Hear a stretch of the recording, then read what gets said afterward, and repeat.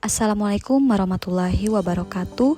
Perkenalkan, kami dari kelompok informatika SMA Negeri 8 Banjarmasin yang beranggotakan Abdurrahim, Adela Putri Arianti, Ahmad Farhan Nasar, Anissa Putri, dan Hendra Alfianur. Pada mata pelajaran informatika kelas 10 fase E dengan jenis asesmen formatif, materi ajar sistem komputer.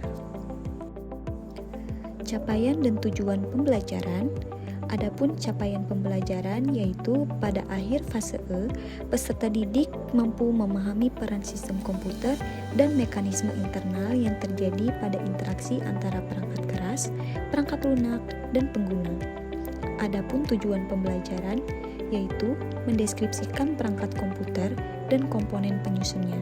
Kemudian, menjelaskan interaksi antara perangkat keras dan sistem operasi, serta perangkat lunak dan sistem operasi. Bentuk asesmen yang dibuat adalah soal tertulis dalam bentuk LKPD yang berupa esai.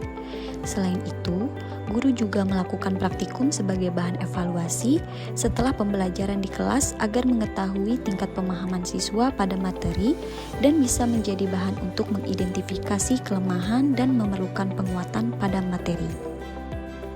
Bagian mana dalam asesmen tersebut yang menunjukkan kesesuaian dengan tahapan perkembangan peserta didik? Jelaskan.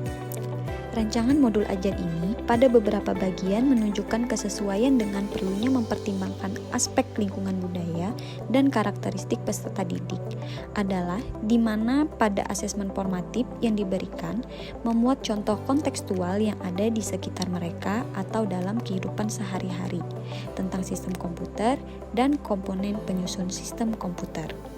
Bagian mana dalam asesmen tersebut yang menunjukkan kesesuaian dengan perlunya mempertimbangkan aspek lingkungan budaya dan karakteristik peserta didik? Jelaskan. Dalam asesmen yang membahas materi sistem komputer, kesesuaian dengan perlunya mempertimbangkan aspek lingkungan budaya dan karakteristik peserta didik dapat dilihat pada beberapa hal berikut.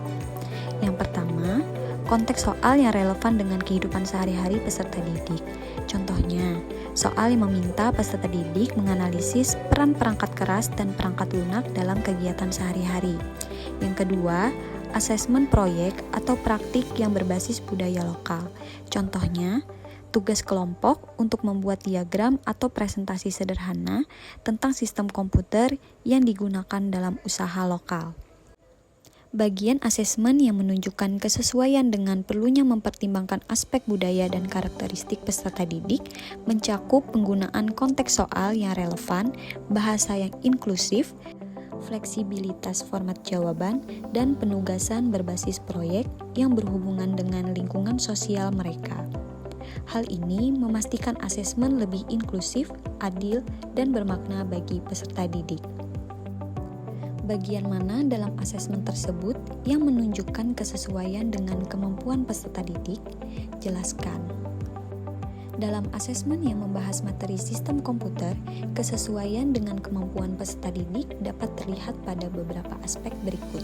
Yang pertama, tingkat kesulitan soal. Contohnya, soal dibagi menjadi tingkatan dasar, menengah, dan lanjutan. Yang kedua, pendekatan berdiferensiasi. Contohnya, peserta didik dengan pemahaman dasar dapat menyelesaikan soal deskriptif, sementara peserta didik yang lebih mahir diberikan tugas analitis, seperti membuat flowchart tentang interaksi antara perangkat keras dan perangkat lunak.